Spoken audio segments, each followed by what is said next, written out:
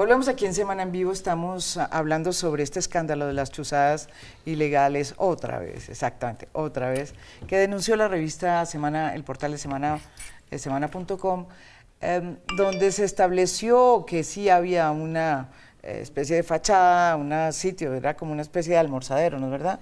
Desde donde se estaría buscando, mirando o espiando los datos de personas que estaban en este momento siendo negociadores en La Habana y además de haber buscado y espiado los datos de personas que son líderes de izquierda, como Piedad Córdoba.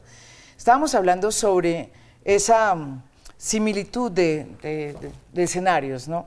El escándalo de las chuzadas del DAS y el escándalo de las chuzadas de esta fachada. En este caso, salió un presidente y dijo, sí, sí pasó eso, cosa que nunca pasó en el gobierno del presidente Uribe. Todos los que nos chuzaron prácticamente éramos unas personas que estábamos diciendo mentiras. Eso significará que se va a saber, como dice el doctor Arbeláez, lo que pasó, la investigación que tiene que haber, o hay una connivencia del gobierno de Santos en todo esto. ¿Ustedes qué creen? Pero están parcos. Bueno, a ver. Está bien. A ver, creo que hay un punto sobre el cual podemos estar de acuerdo. Cualquier chuzada es grave. No se puede justificar de ninguna manera. Son igualmente graves las chuzadas que se presentaron en el gobierno anterior como las que se están presentando en este gobierno. Y tiene que haber una responsabilidad en su momento.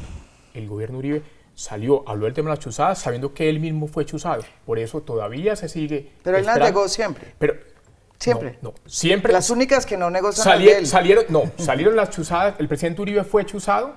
El presidente Uribe pidió a las autoridades que se clarificaran la situación. Pero él siempre negó todas estas chuzadas que sacó Semana. Yo diría, en síntesis, siempre las negó. El gobierno Uribe fue chuzado y el gobierno Uribe fue quien ordenó la liquidación del DAS. Hoy tenemos un nuevo escándalo de chuzadas por parte del ejército. No un hecho aislado, no una persona de manera independiente, no, toda una estructura, 26 puestos de trabajo. Lo que hay que preguntar es, ¿quién dio la orden? ¿Quién financió? ¿Quién sabía qué están haciendo estas personas? Se está hablando de chuzadas que técnicamente no eran interceptaciones telefónicas. Es igualmente grave. Era interceptaciones de los correos electrónicos, de los teléfonos, de los datos, los WhatsApp, los pines, cosas de estas. Entonces, ¿quién dio la orden? ¿Quién financió? Vale plata. Montar el famoso almorzadero, el corrientazo como una organización de fachada que opera durante casi 2 años, entonces ahí hay que preguntar al ejército qué está pasando. El ejército tiene un comandante, ese comandante tiene el comandante superior de las fuerzas militares y en definitiva es el presidente de la República. Pero es que corrigieron lo brocha que hicieron la vez pasada. La vez pasada había un sitio similar, doctor Escobar, doctor Arbeláez, cerquita en la 34 con séptima, más o menos por ese sector, un edificio lleno de gente también interceptando y que vinculaba supuestamente a una persona muy cercana al presidente Uribe. Ahora, como era un sitio donde la gente no sabía qué pasaba ahí, no había ahí, pues seguramente mejoraron la presentación, montaron un restaurante, una fachada, pero yo creo que eso tiene solución de continuidad. O sea, eso sigue siendo la misma gente. No quiero decir yo con ello que el presidente Santos no tenga responsabilidad o no tenga la culpa, la tiene, es muy grave. Y si no sabía, me parece mucho más grave porque yo lo que sí siento es que por dentro hay una amenaza muy seria frente a la estabilidad del gobierno y frente a la estabilidad de una decisión muy clara que era el proceso de paz. En el gobierno anterior no había proceso de paz, pero había un proceso de liberaciones con los mismos insurgentes que en este momento hay un proceso de paz. Y hubo toda una estrategia para volar también eso, para impedirlo y sobre todo para vincularnos a nosotros con el terrorismo. O sea, la estrategia sigue siendo igual, porque además siguen siendo las mismas personas que estuvieron vinculadas como víctimas, hoy vuelven y son vinculadas también como víctimas. O sea que yo creo que la cosa no es, no solamente escandaloso, porque es que a nadie tiene por qué seguirlo, porque piense diferente, ni que me dé una orden judicial que le dé cuenta de que hay una investigación por un órgano del Estado como la Fiscalía o la o la Corte Suprema de Justicia en el caso de Iván. Pero realmente lo que está ocurriendo, a mí me parece que al país lo tiene que llamar a una reflexión muy seria, porque aquí hay un sector muy fuerte, empoderado dentro del Estado, decidido a acabar con la posibilidad de que aquí haya paz en el país. Claramente con la llegada de estas nuevas revelaciones, se muestra que mucho del esfuerzo que se hizo por las vías institucionales para construir los límites a la inteligencia, para reformar el aparato institucional que llevó a la eliminación del Departamento Administrativo de Seguridad, que dependía de la Presidencia de la República, como una manera de hacer un borrón y cuenta nueva para utilizar el Congreso, el gobierno, los proyectos de ley, la institucionalidad. Y al final de cuentas, tenemos ese aparato que no tiene 2 años o 3 años de creado, y ya nos estamos encontrando desde el periodismo con unas realidades similares. Aquí hay una responsabilidad, obviamente, digamos, jurídica de los delitos que se cometieron, y las autoridades, ya la Fiscalía fue una de las decisiones que se tomaron hoy, comenzará a investigar para poder identificar quiénes cometieron esos delitos que se encuentran claramente tipificados. Pero el otro tema es la responsabilidad política.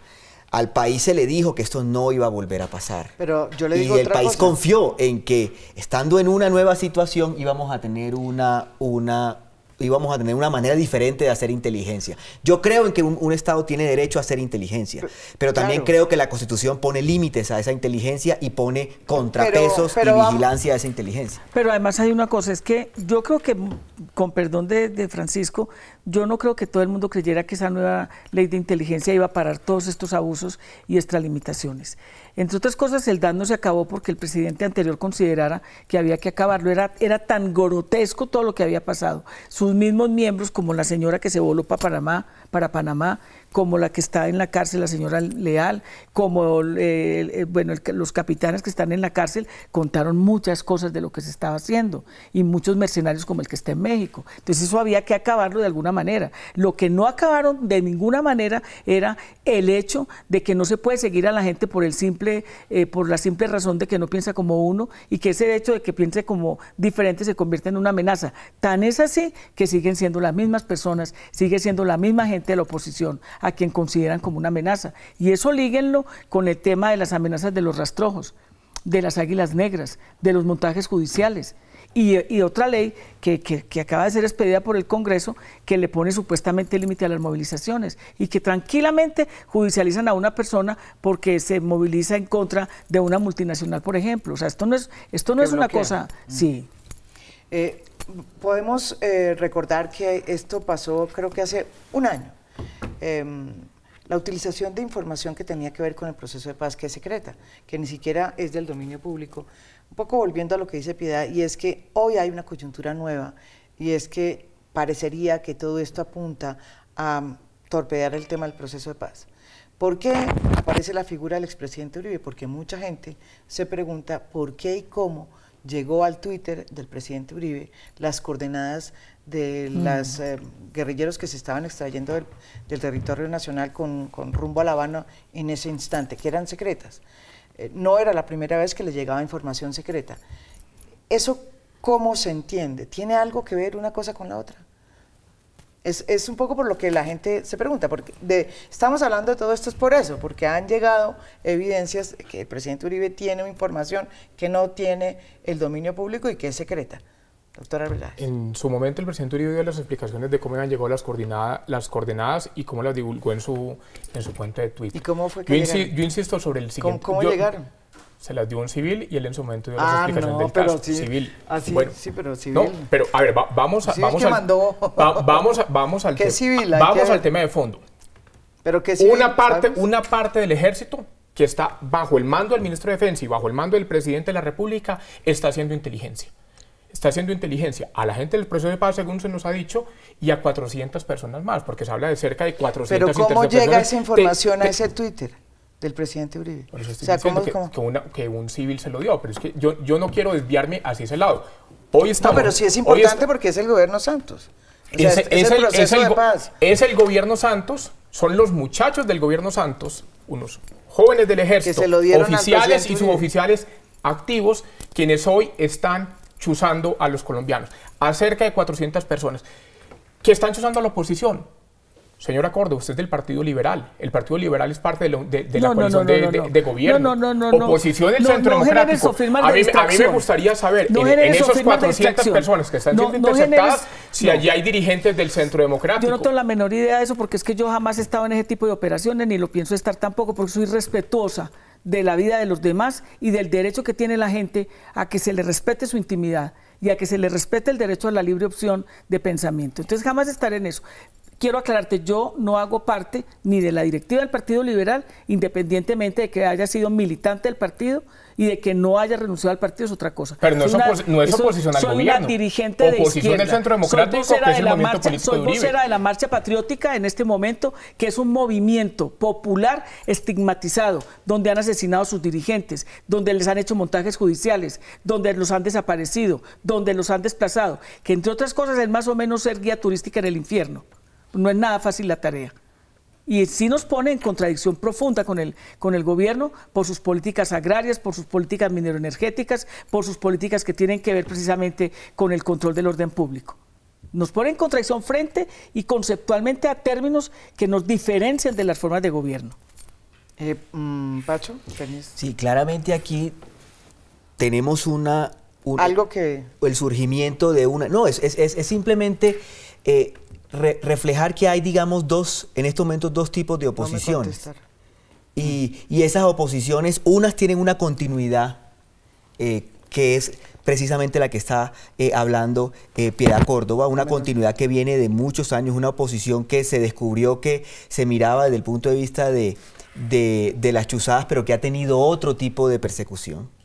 Pero también este escándalo abre la puerta sobre a quién se está escuchando, y cómo un gobierno ¿cómo se utiliza esa información? Claro, y cómo un gobierno puede decidir quién es el nuevo opositor que se suma a los otros opositores. Sí. Es decir, ante una realidad política donde tenemos unos intereses que el gobierno está decidiendo, entonces puede haber el hecho de tener, digamos, dos opositores. Y si el día de mañana se muestran las investigaciones que existieron personas del Centro Democrático, pues se sumarán entonces y sus derechos también son vulnerados, pero se suman de acuerdo a unos derechos que ya vienen siendo tradicionalmente vulnerados por el lado. De hecho, no me están queriendo a Piedad Córdoba y a otras personas son identificadas por nombre en el artículo de semana, porque las personas protagonistas del artículo lo dicen claramente. Entonces hay una identificación personal ahí. Cuando volvamos después de esta pausa, quiero que me respondan, ya me lo respondió el doctor Arbeláez, ahí, pues, ¿a quién se beneficia con esta?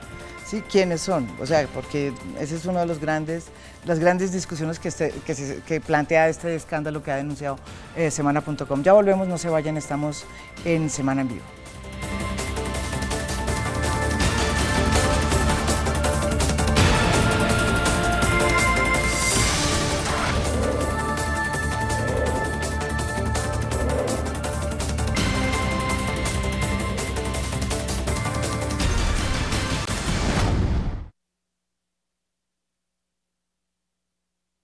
Y la respuesta de la fuente es impresionante, es los mismos de siempre. ¿A quién sigue? A los mismos de siempre. Y hay unos nuevos, o sea, yo no creo que Humberto de la Calle jamás hubiera pensado que... No, lo de Humberto de la Calle, es que eso es lo diferente, o sea, la mayoría es a los negociadores, es evidente, no por eso, es evidente que lo que quieren es torpedear el proceso de paz, que es distinto al caso, digamos,